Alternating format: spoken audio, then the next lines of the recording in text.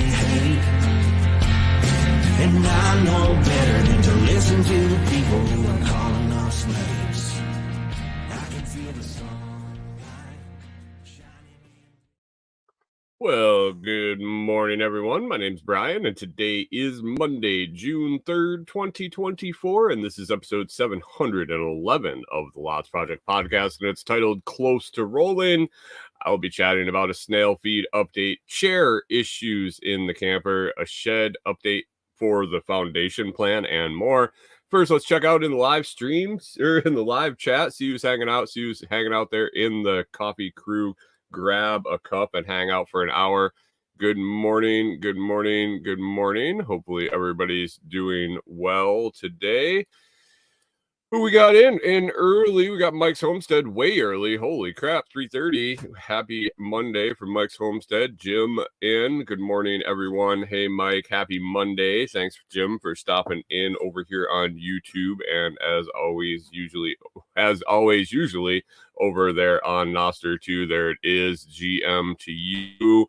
Pickle Pete. Good morning. Good morning. How we doing? Hunter. Good morning. How's it going? It's Monday, guys. I'll tell you, it's Monday. Yesterday was a little warm here. It was a non-eventful weekend. Mostly. We Corey and I took some time to just regroup, I guess. Realized after the fact that it had been like weeks, a couple weeks there that were pretty intense, pretty emotionally charged, and I think we needed some time to just sit and decompress. And so we took the weekend. Saturday was thunderstorms, raining most of the day, all day, and we didn't do a whole lot. And then yesterday we ended up heading out to the build site, the cabin build site, and made some decisions on the shed that I'll share with you in a little bit. But we made it back because, like I said, it was supposed to be super warm, and the dogs were back here, and we came back. We came back and spent the day kind of hanging out, and chair issues, which we'll also be talking about in just a minute. Good morning, Hunter, over on Twitch. Good morning. What is in the cup today? I opened up a new bag, I believe on Friday. After the show, opened up a new bag, FTO Blonde Espresso. This stuff is great. I think it would be considered one of Scramblin's signature roasts. I would have to say it is pretty damn good, and it's always a crowd pleaser for sure. I love it in the cup. I love it when it shows up for C4 package, and I think you'll enjoy it too. So if you want to try it, head on over to foodforestfarms.com, foodforestfarms.com. Use coupon code LOTS5 for 5% off any day, every day. LOTS5, the number 5.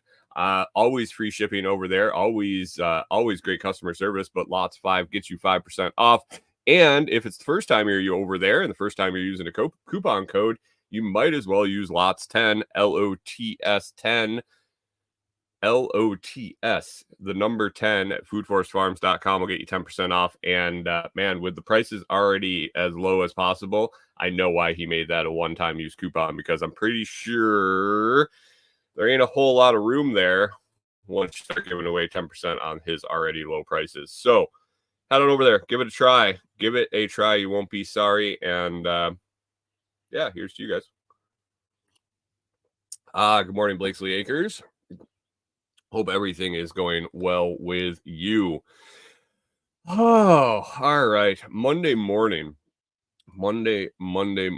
into June now. June is starting slowly, I guess, for us. I guess Monday or Saturday was the first Saturday, Sunday, like I just mentioned in the opening. We kind of took it easy this weekend. We got some stuff done. We got rolling with our snail project. Well, I guess it had been rolling long before that. Good morning, Cormac. Thanks for stopping in. Appreciate it. it had been started. It has been in the works for a while. Corey actually this weekend found more snails out on her morning walk. Uh, I mentioned it rained all day on Saturday, so that's like perfect weather for finding snails. And so she ended up finding, I think you found 2 that day, right, Cora? Oh, she found 3. Sorry. Sorry, I haven't been keeping up, but she's up to like a 13 or something in her main tank, and we also have the babies hatching at this point and we left those in the tank that we were using. So the one tank, the tote that we picked up, so it would have been the second, it would have been the second container. So actually technically the third container. So the progression of this whole thing was Corey found a snail one day. Hey, good morning, Rewilder Life. Tea for tardy, a little tardy. Don't worry. It's Corey found a snail on her walk. We brought it home. I got to carry it home. Brought it home. We put it in a little Tupperware.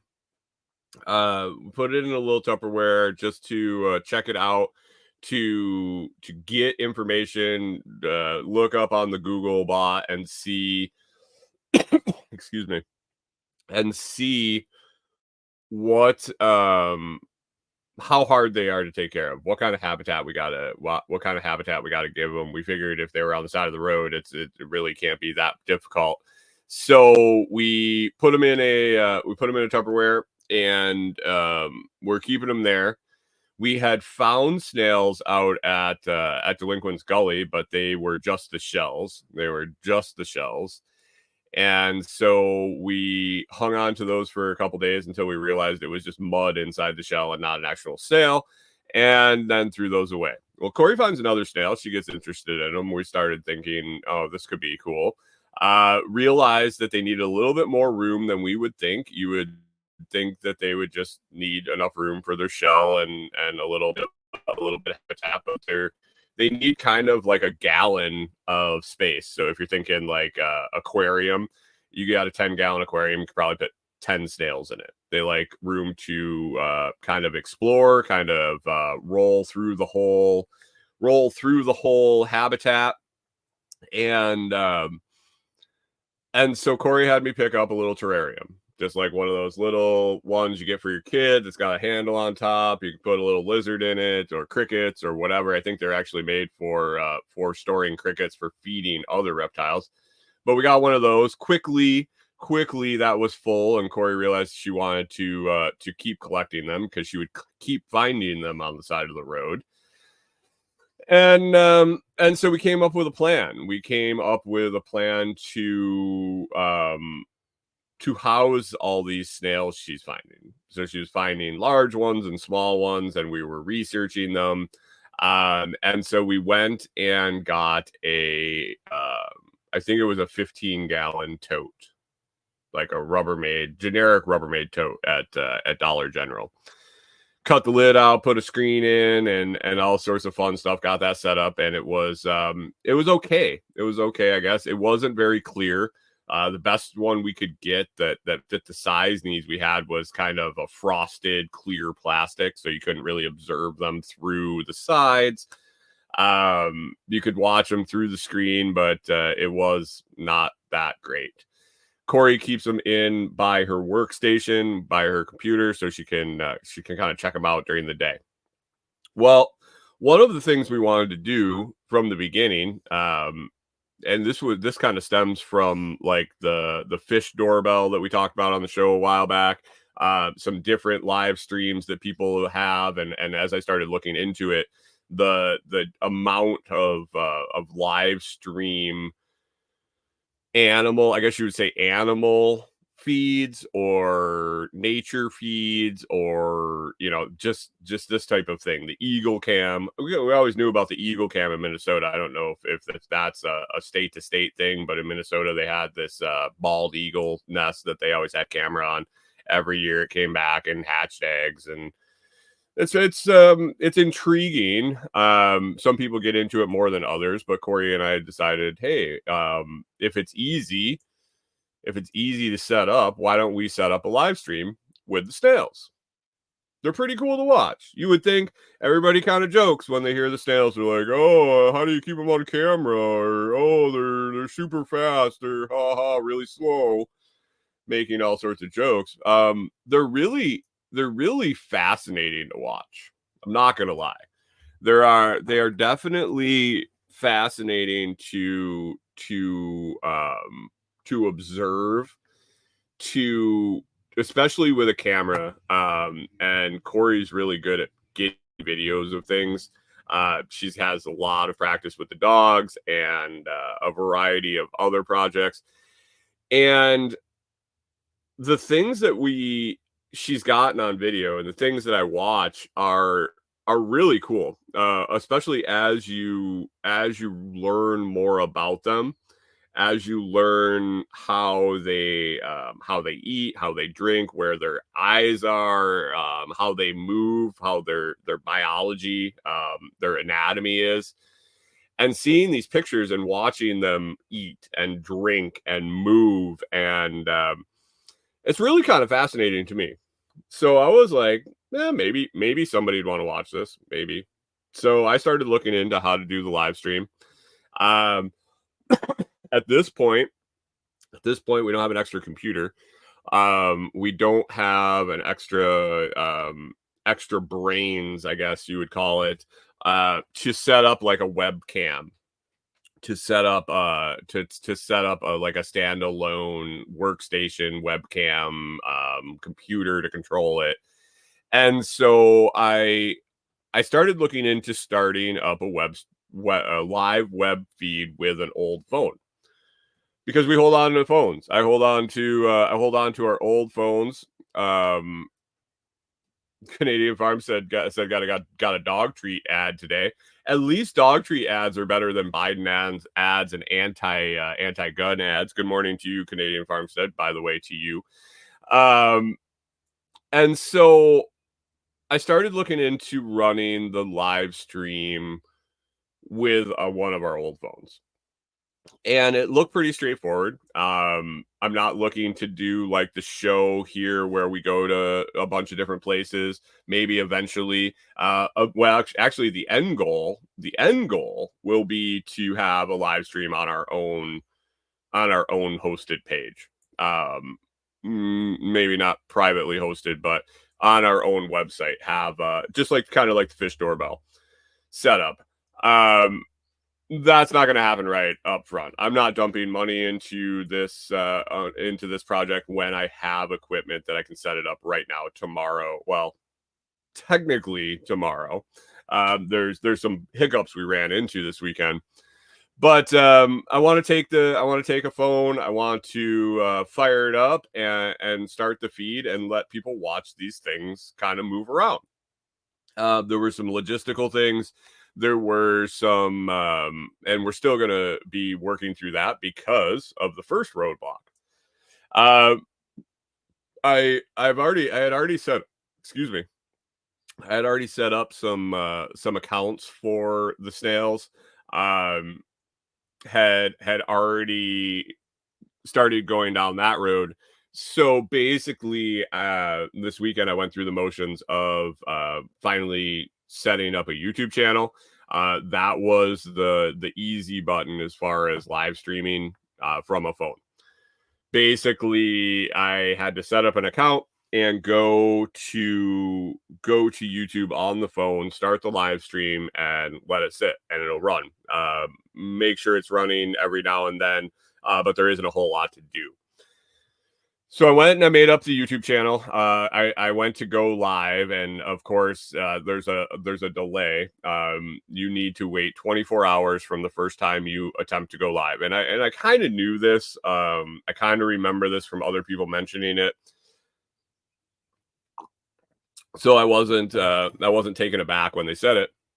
And so it's got a big timer, and then I was kind of looking into a little bit further. And it said that there's a restriction. There is a restriction for YouTube channels to go live on mobile. So it appears when you start your YouTube channel, and you want to go live, you wait 24 hours. That's a waiting period for everybody. And then if you want to go live on the computer using a laptop, desktop, or something of that sort, you can do that after the 24-hour waiting period.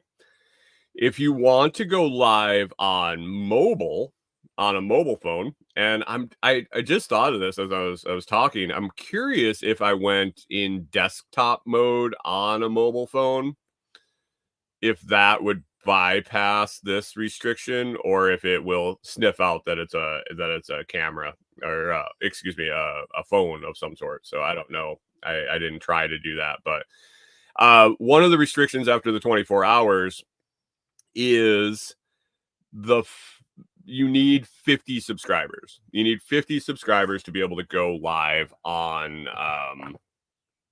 when we go live on a mobile phone. So right now, we have the snail page up. I appreciate everyone that jumped in. Cormac with multiple accounts, Scrambling with multiple accounts, and all the other people that jumped in and subscribed. Right now, we're at 37 subscribers. Not bad for one day. I'm going to drop the link down here in the video comments, and it's also in the video description. So if you're listening to audio, you're listening after the fact. If you could do me a favor, just grab that link and go over and subscribe. As soon as we have 50 subscribers, Pickle Pete says he got me 10% of my needed subs, and Cormac ran through with another 10%. So perfect. But if you grab that link and you subscribe, that'll get us to, hopefully soon, get us to that 50 subscriber threshold.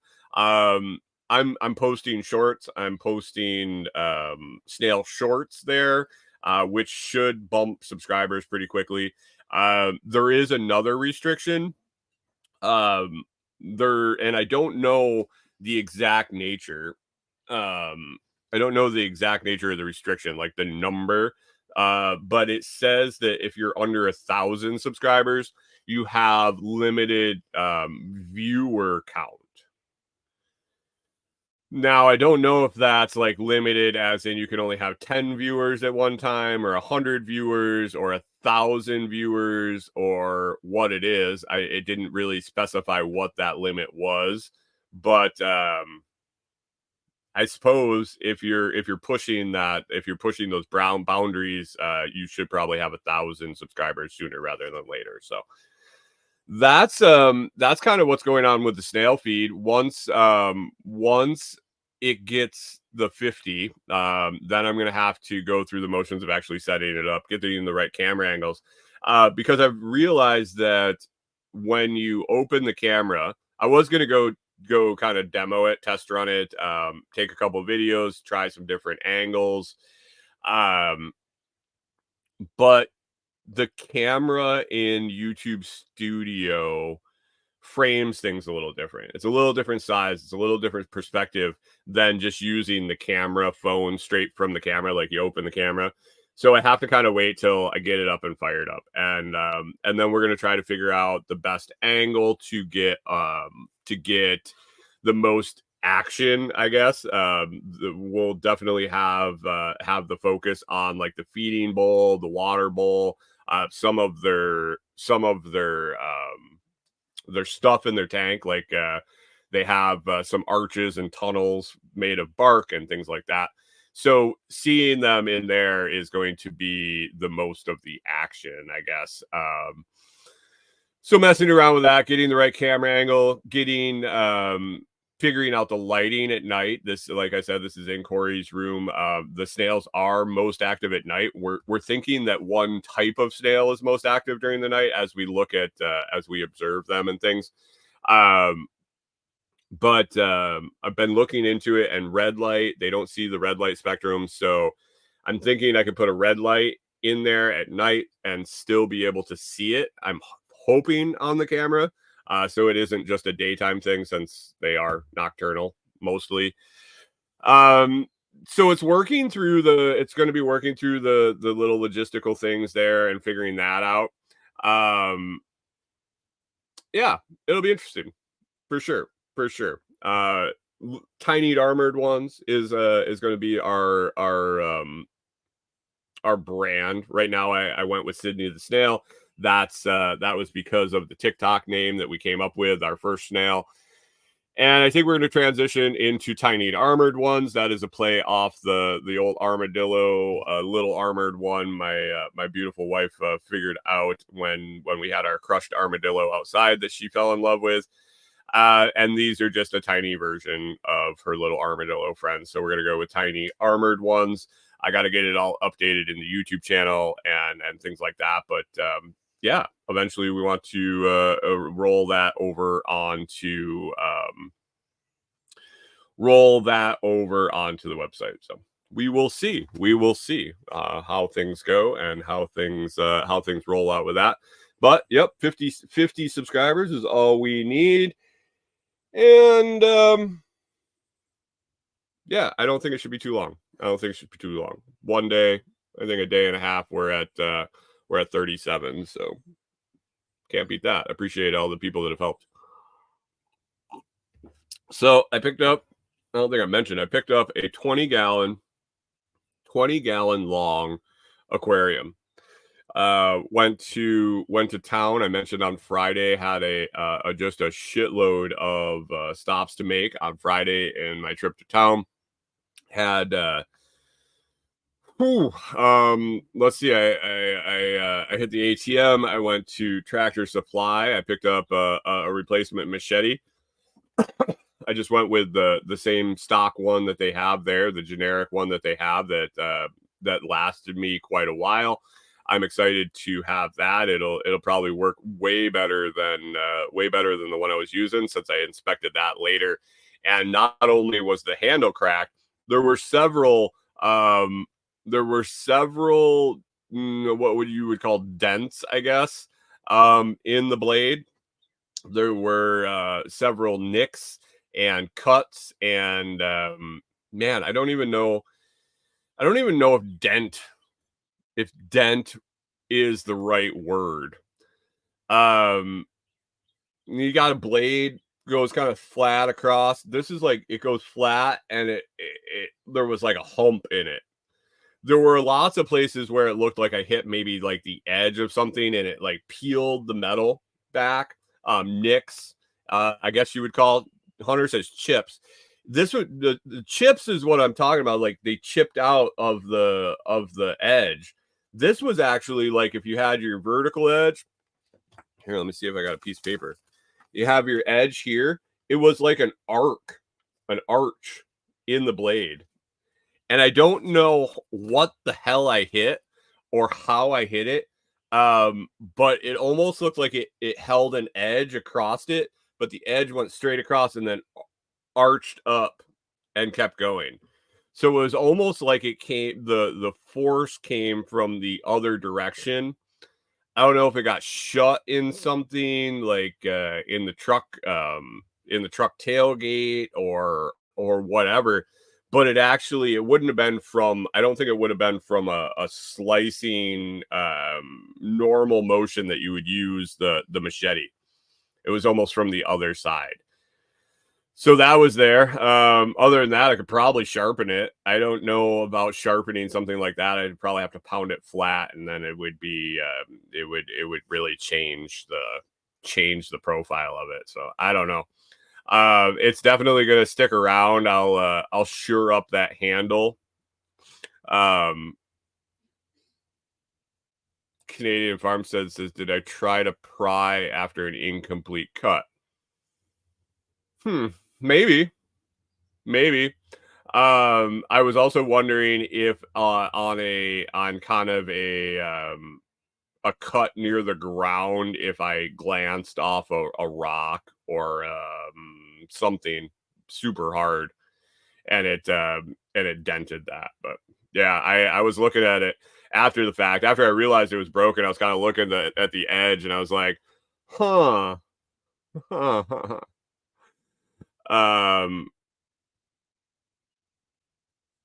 Hunter says, can you take the skills off and replace them, or are they riveted on the handles? Handle is bolted on. nut and bolt through the blade and the handle. So yeah, I think I can take the handle off. I don't know if I can get a replacement handle for it. It was like $13, I think. It was.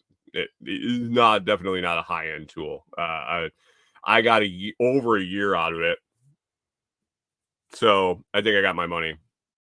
I think I got my money. Hunter said scales.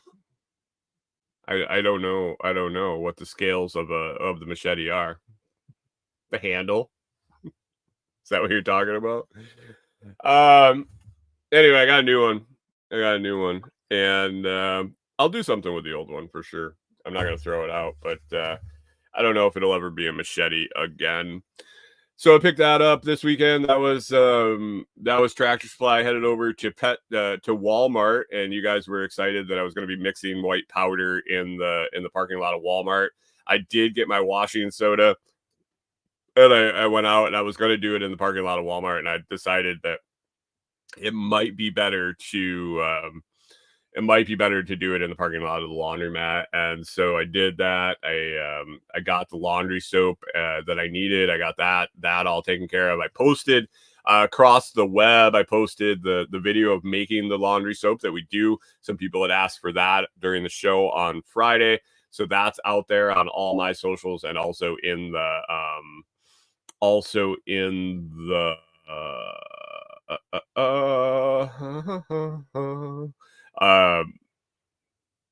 in the Telegram group. That's right. And Jim says, time to brush up on your blacksmithing skills. I don't think so. I really don't think so. I'll pass on that. My neighbor did blacksmithing in Minnesota, and it wasn't anything. I don't think I've really been interested enough in it to take the plunge.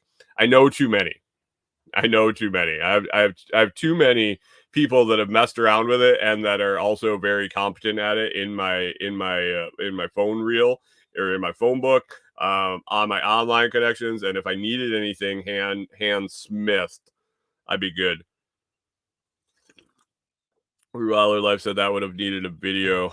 Man, there's so many cops at Walmart.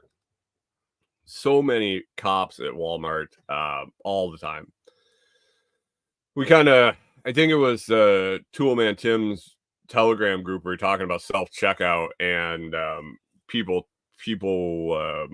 were talking about using it or not using it. And I brought up the fact that I've seen multiple different lawyers make videos saying that that's the one thing that they would never do.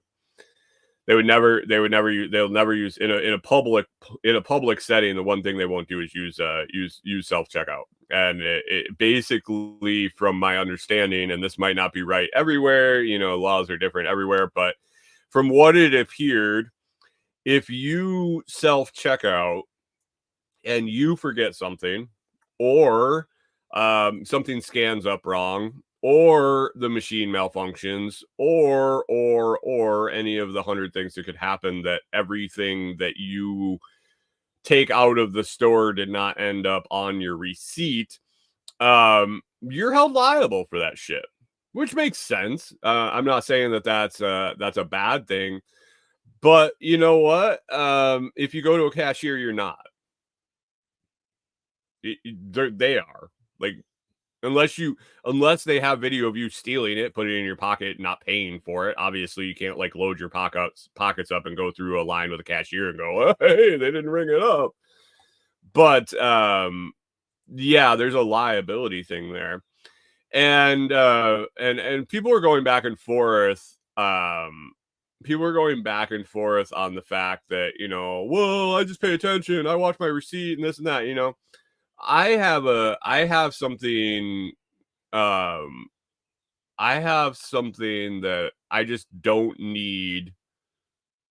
I don't need to purposely invite the state to interact with me. I just have no need for that.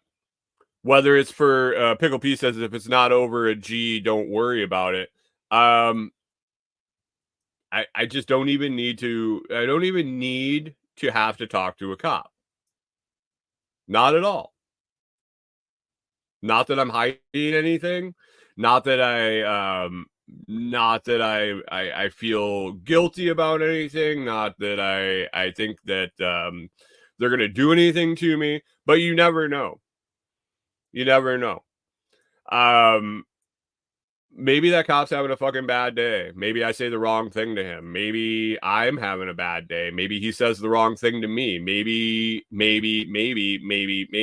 that dude's got a gun on his fucking hip and he has the limited capacity to fucking plug me and say, or take me to jail, put me in a cage. Any interaction that I can keep from having with that, I'm okay with.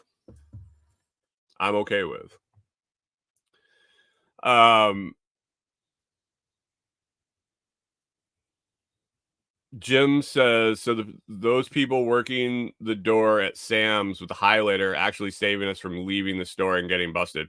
Maybe. I think if they look at your shit and say you're good and let you leave the store, they can't really then say you stole that shit. So maybe. Rewilder Life says, I don't want to talk to the popo because I'm required to tell them I'm carrying, not a day I want. There's another reason. Canadian Farmstead said, maybe I just ate a glazed donut and there's white crystals on my shirt. Right. Jim says that's what I would argue. And that's my problem. I don't want to say that. Well, I am. I'm a fucking devil's advocate. I will poke the bear.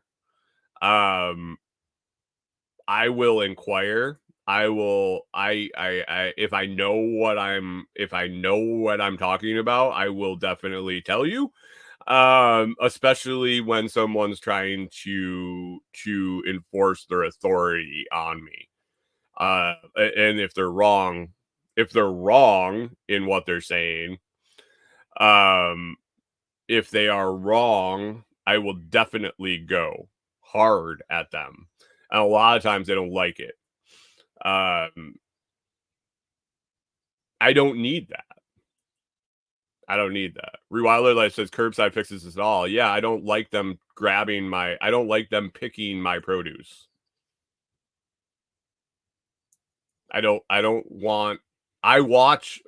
As I walk around the store, I watch the people that are doing the curbside shopping for the people inside.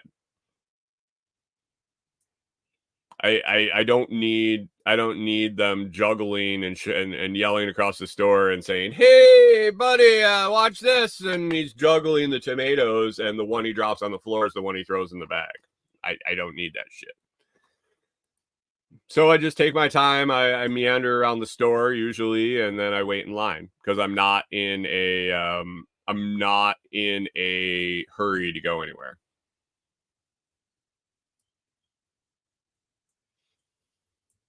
I just take my time. I definitely a long time ago decided I'm not in a hurry to be anywhere. I don't drive over the speed limit. I usually drive a little under the speed limit. I wait in line for checkouts. I just slowed down. Except I raced through the store. That's how I save my time at the checkout. I race through the store. I get to the checkout line and then I relax. Actually, I don't race through the store. I walk through the store with intent. Corey has been busting my balls since she went shopping with me. She's been busting my balls about the fact that I'm like supermarket sweep, that I run around the store. I literally sent her a message when I headed to the store because she she hands me the grocery list on Friday and she says, there's some new stuff on there. There's some stuff I want to try out. We're going to try out some new things for dinners and snacks and this and that. And I said, okay. And I'm looking at the list, and I'm sitting there before I head over to get the groceries, and I send her a message that says, this is going to take way longer than 17 minutes because there's new stuff on the list, and I don't know where it is.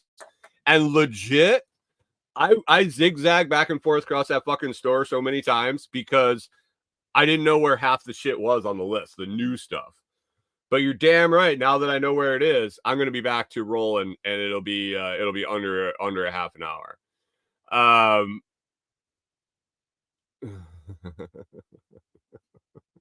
Canadian Farmstead says, no wonder Corey likes snails.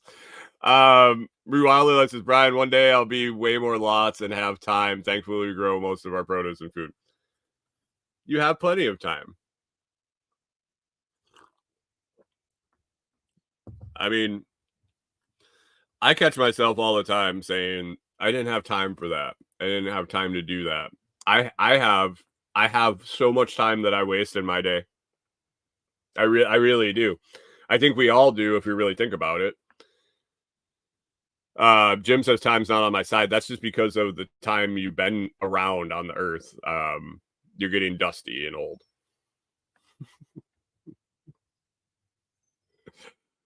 Rewilder Life says, I need Corey. I need to come to a campfire here, dang. Yeah, I mean, it's we would have fun hanging out.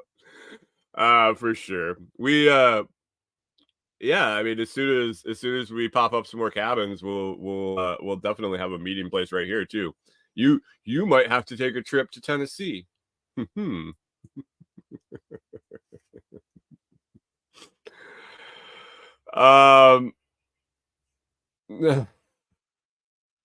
morning, Pip. Pip says, are we talking time or time? THYME or TIME?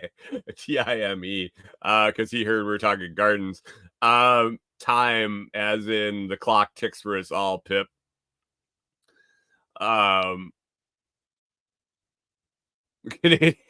Canadian Farms that says there's huge portions of the day, like 7 or 8 hours, where he's just sleeping.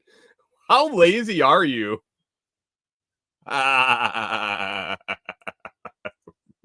Jesus. Oh, yeah. So I mean, it was a good trip. Friday, picked up that tank. Did all my shopping. The grocery store was a little rough.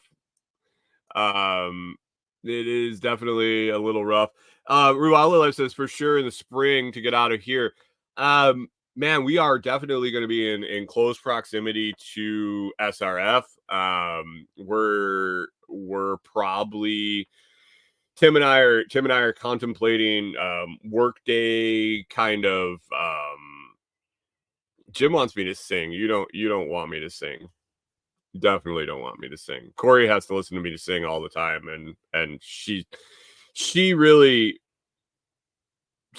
yeah, no. What do you think of my singing, Corey?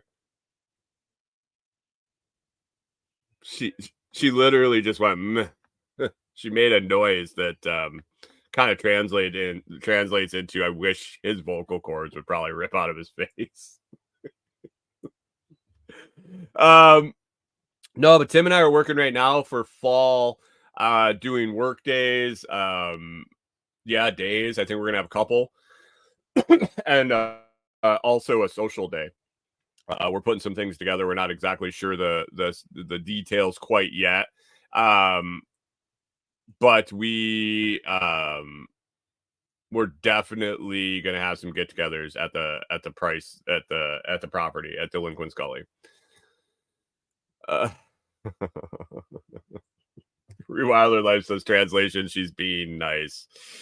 Corey realizes she doesn't need to be nice to me. After this many years together, we it is what it is. It is what it is.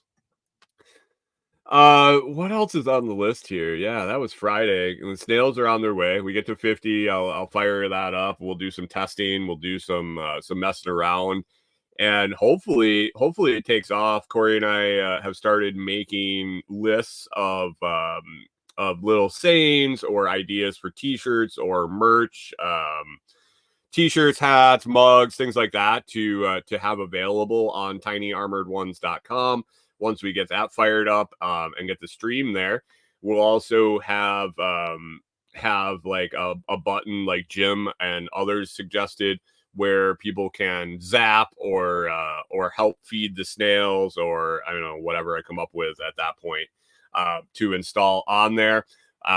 That's gonna be fun. I hope. I don't know. We'll see. And then as they grow, when we start the sales stream and start selling them. So that's the total end goal is going to be the live stream, the merch, and the sale of the snails. And then also, as I've discussed with a few other people, it is basically a survival food with how prolifically they reproduce.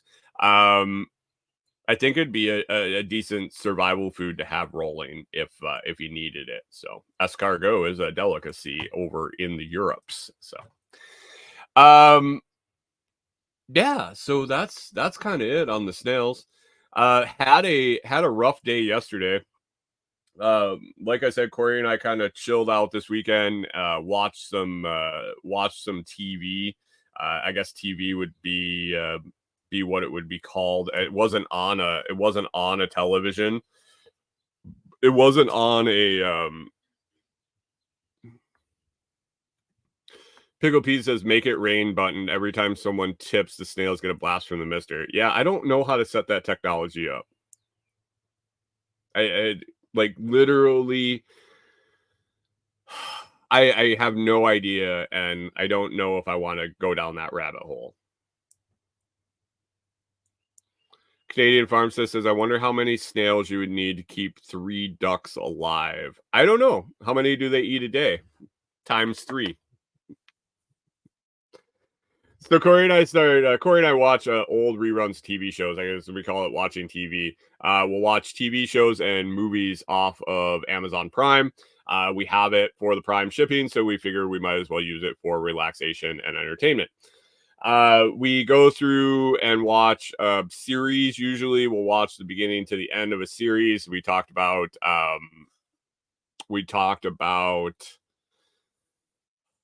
Schitt's Creek. We watched all sorts of different TV series that most of them we'd watched before. We watched that Canadian car show. I don't remember what the name of it was, but that was interesting. But Corey and I were sitting there talking, and we finished Schitt's Creek, and we were looking for something new to watch, and we were going back and forth. And I asked her, I said, "Hey, I used to watch that show when you would go to bed. When we were working kind of odd shifts, she would go to bed early and I'd stay up a little later on my days off, and I had weekdays off. One of the shows I really liked to watch was The Blacklist. I don't know if you guys have seen it. James Spader. It's about like terrorist cells and this weird terrorist, and it was interesting. I liked it. I don't know if you guys have seen it, if you liked it or not. But so we searched that on there. That wasn't on there. And Corey was like, I think she asked or I brought it up. There was another show right after The Blacklist. It was called Chicago Fire. Now it was more of a dry. It was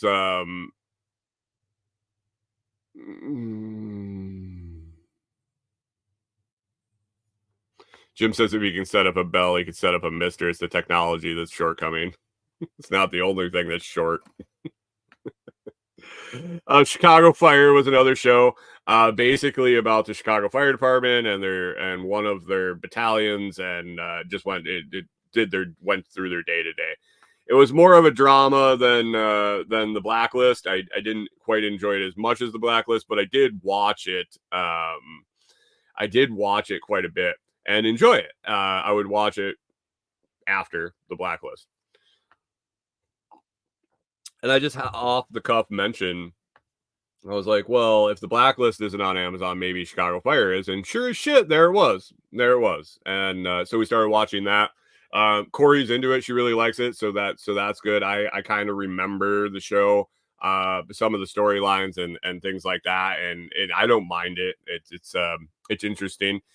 The firefighting in it is really interesting to me. The different situations they get in, the different ways they rescue people and this and that. So we've been watching that. But like I said, this weekend we spent a lot of time just kind of relaxing. A while back we had bought these RV chairs.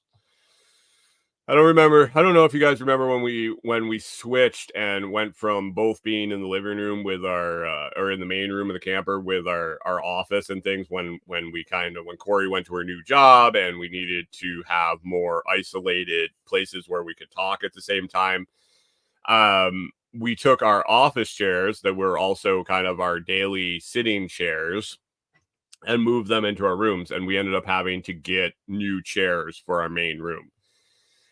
We used like folding chairs for a bit until we searched and we found chairs to buy. We went to furniture stores and this and that and trying to find them to fit in here didn't work well. We ended up ordering RV recliners off of Amazon. They were expensive. They were, expensive enough. They were a couple $100 a piece for sure. And they showed up. They were fairly easy to put together. Got them together, let's say that. But the first time I sat in them, I was like, this is all right. This is kind of all right. They're small. They're made for RVs. I'm 6'5". It's hard to make a chair that's my size to begin with. But as we used them, we realized that they were definitely not well made. They kept falling apart, these little pieces that kind of made it so you could run it around on a track and turn around. They kept popping out. They didn't hold up very well. It could be that I was a little bit on the big side for using them, but Corey was also having issues too, and she is definitely not on the higher end of the height or weight suggestions for the chairs. So we knew they weren't that good of a chair, but man, yesterday was like the ultimate. It's done. I sat down. The track fell off the bottom. The track that made it so you could spin it around in a circle in a 360. The track fell off the bottom. It like came slamming down. Now I'm like an extra 3 inches closer to the ground. And then one of the arms just popped. The screw that was in the arm just kind of let loose and made me tilt to like a 45-degree angle. And I sat there for a second and I was like, I don't think I can fix this. Because I had been fixing everything that came along. I had been fixing all the little pieces that came out. I'd put them back in and try to fix them better and this and that. This was kind of like the final breakdown. And I sat there for a while and I got up. I was like, well, maybe I could just sit lower. And we weren't going to take these with us to the cabin once the cabin's built. So it's kind of this like, it's this limbo time where I don't want to spend a bunch of money on some chair that will fit here. And then I won't need to have that restriction when we have a cabin because it's going to be a little bit bigger. And, so I was trying to figure out what I want to do. And Corey says, well, why don't you bring in that new camping chair you got? And if you guys remember last week, I was able to find out that the camping chair that I thought was wholly uncomfortable, the $150 camping chair that I made the discovery that as long as I latched down the frame, it was probably the most comfortable camping chair I've been in. Corey said, why don't you bring that in and use that? So I went to remove the recliner chair from the camper. I picked it up. I walked.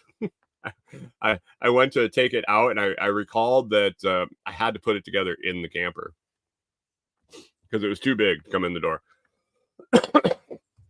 It's too wide when it was put together. and I wasn't really in the mood to take it apart. I wasn't in the mood to go get tools. I wasn't in the mood to sit and take it apart. It was hot. It was kind of gross in here. I was already irritated that the chair was broken. And so I used my feet to take it apart. Um, smashed it up a little bit, got it to where it was broken enough that I could get it out the door. I went outside and grabbed the folding chair. I popped it up, and I got a new chair. I got a new chair in the living room here. And it's working all right. It's working all right. It's definitely not a lounge chair. I'm excited. I'm excited to get in the cabin and have like a living space. Not necessarily bedroom office. That's really exciting, but the living space with Corey, where we can have a couch where we can sit next to each other and watch TV, where I can have a chair that actually fits my body. That'll be nice. That'll be nice for sure.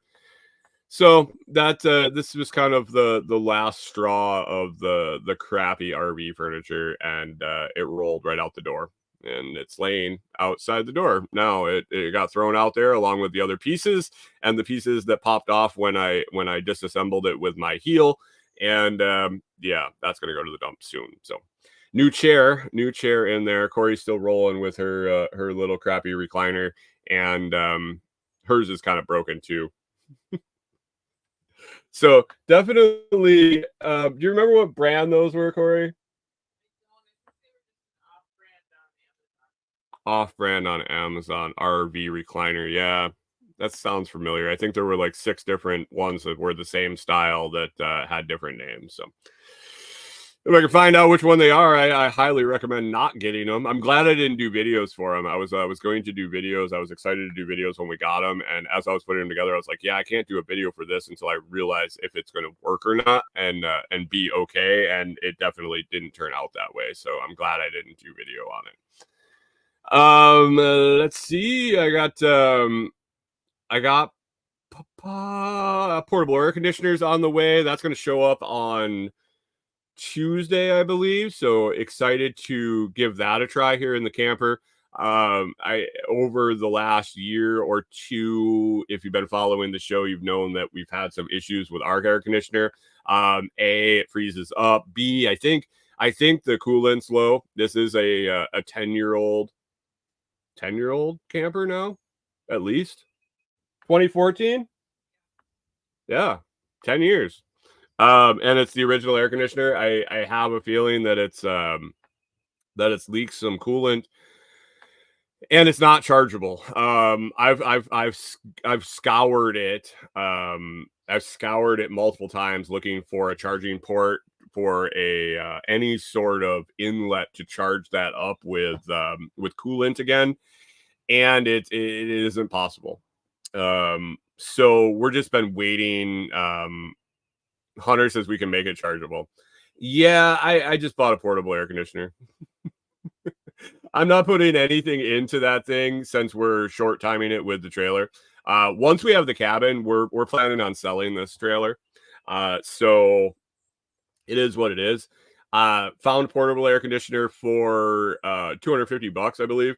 $280. I don't know. It's a 10,000 BTU portable air conditioner, which is supposed to be enough for the square footage of the trailer, and also a start on the cabin air. So in the short term, when we're out there, we can bring it back and forth and keep the dogs cool, because that's our main concern is the dogs.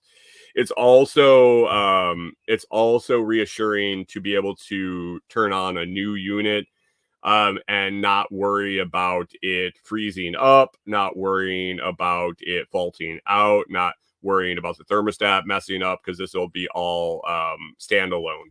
And we just have bad memories of the air conditioner being on and then blowing hot air, the air conditioner just turning off and not resetting. The thing is not been consistent by any means. And when you have animals with fur coats in here and it's warm and you go to leave and you try to have confidence that they'll stay cool and you won't get back,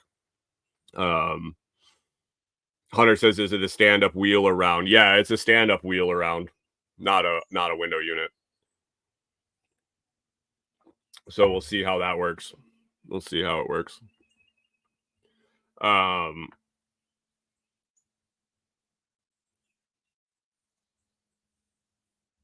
Hunter says, "Make sure it comes with the hose and the window plate." It did.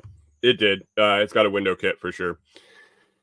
Pickle P says, "My portable used to run against 6,000 watts of hot double end lights, and it kept the room 75, no problem. Those portables rock."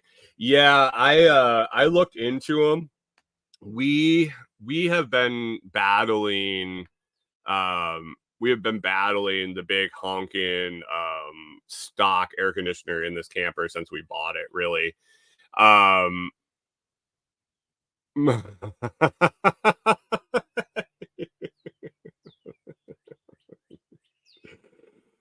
Canadian Farm says now we're going to get a podcast about how hard it is to carry an air conditioner up the hill.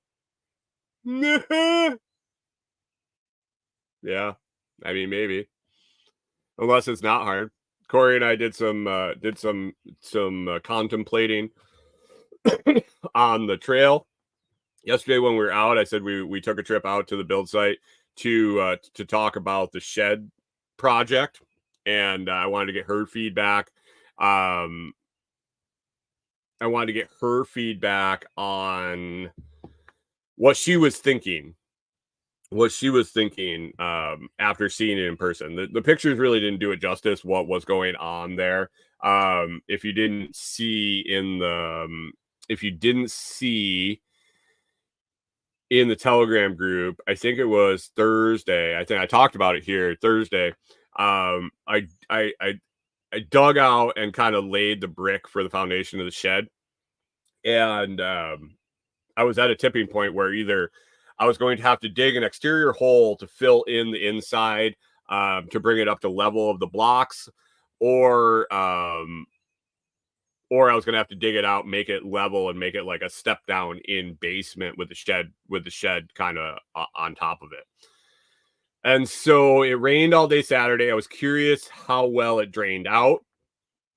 Significant enough rain that if it wasn't going to drain, there would be a little bit of a pond there. That was no problem. It did drain out. It drained out fine. It was wet, but it wasn't standing water by any means. But the more I looked at it, the more I didn't have a decision. Corey and I looked at it. Corey and I talked about it. I sat and I looked at it for a little bit. Corey made some suggestions that were really good. That I have to look at it some more. But I didn't leave with any. I didn't leave with any definitives. My idea right now is that we're probably going to change the orientation of the shed, have it face the other direction to make the short side of the shed run on the slope. I'm guessing it's going to be a lot of work. It's going to be a lot of work either way. Either I got to excavate it out or I got to fill it back in, one or the two. And I'm really thinking, after watching the way the water ran, and the way things played out over the 2 days, I'm thinking I might build just a frame with logs that I've cut down that are about the right diameter. I'm going to cut them to the right length and stake them around the outside. And I think I'm just going to fill in and pack in a platform, just a complete platform, build the foundation on it, make the platform way oversized for the size of the shed. I think, I don't know. It's a shitty situation, really. It's not the right type of structure for that spot for sure. If it hadn't come for free, in exchange for some videos, I probably wouldn't even be messing with it. So it's kind of like making the best you can. Mike's Homestead said, "Could you pull a four-wheeled cart up there? Harbor Freight has one that goes from flatbed to wagon style with fold-up sides, 180, I believe, but maybe worth it. Thought of you when I saw it on Saturday." I was looking at carts on Tractor Supply on Friday. I have pictures of several. Yes, we will be able. Well, we can now get a cart up there, but we will be doing some modifications to some spots on the trail where we'll be able to get a carts easier. So I was looking at both farm dollies with the big inflatable wheels, up to like 2,000-pound dolly, and also really significant off-road rugged carts. So yes, that is definitely in the future of the property, whether it just be for the whole property or it be for our project. There's definitely going to be some carts and dollies in the future. So appreciate you thinking of me when you saw that. So yeah, this week I'm back to putting time in for Delinquent Scully on that side. So I'm going to be working on the nursery. I'm going to be working on some trail maintenance, and then after I fulfill my obligations to Tim, I'll be working on the shed project. And I think I'm going to just like frame it out with some logs and really just pack in that clay and make myself a platform to put it on. Pickle P says, fuck it, just get a golf cart. Fun either way. Golf cart wouldn't make it. I don't think a golf cart would handle these hills, especially with any sort of moisture at all. I played golf for my whole life, my whole younger life until I was 18. I've pushed the limits of golf carts on slopes for sure. I definitely have taken them where they really don't need to go, and traversing this property, I don't think golf cart is ideal by any way. Rewilder Life says trees with pulleys and a calf sled worked well for us too. I've been thinking about a winch and pulley system for the main hill, the one hill that is really the rough spot, the worst spot of it. Most everything else is a reasonable grade to carry things. The one hill is 75 feet long. I did take the wheel out. I don't know if I mentioned it on Friday. I took the wheel out and measured. We're 500 feet to our build site. The hill that I talk about is halfway. The base of the hill is almost exactly halfway from where we can unload material to the top. And the hill itself is about a 75 foot from the bottom to where we pull off the trail and go more level. So, I mean, 150-foot winch is no problem down that hill, and use carts or whatever to just winch it up when need be. So I don't know. We'll find out. As we get more materials there, more awkward material, heavy material, bulk material, whatever. We'll just make do as it comes along and figure out how to get it done. So that's my plan. So yeah, it's back to a new week, back to I guess starting a new schedule. Was about ready to get rolling into the new schedule, working out at Delinquent Scully and my new weekly schedule as right as we got into our situation with Walter. That was kind of the beginning of it, and I reached out to Tim and I said, hey, June 1st is coming up. Let's put this off till June 1st.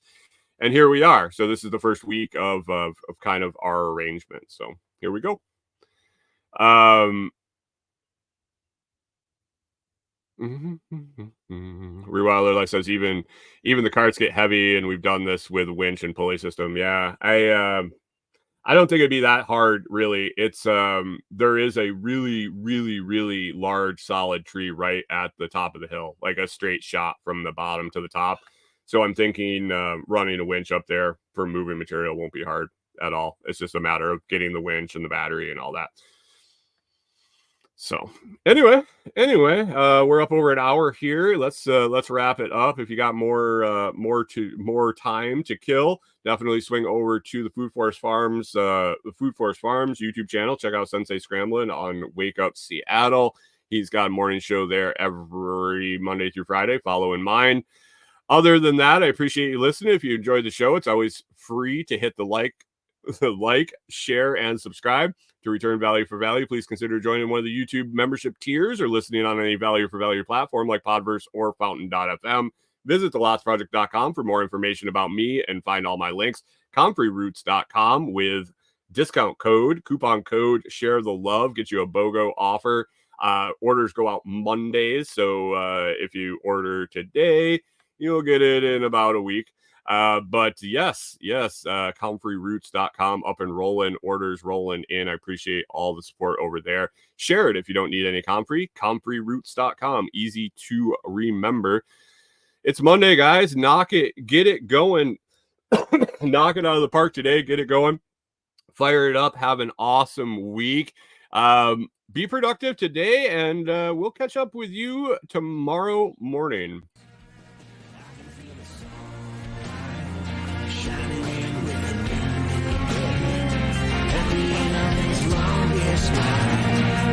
I can see the light. I can feel the sun.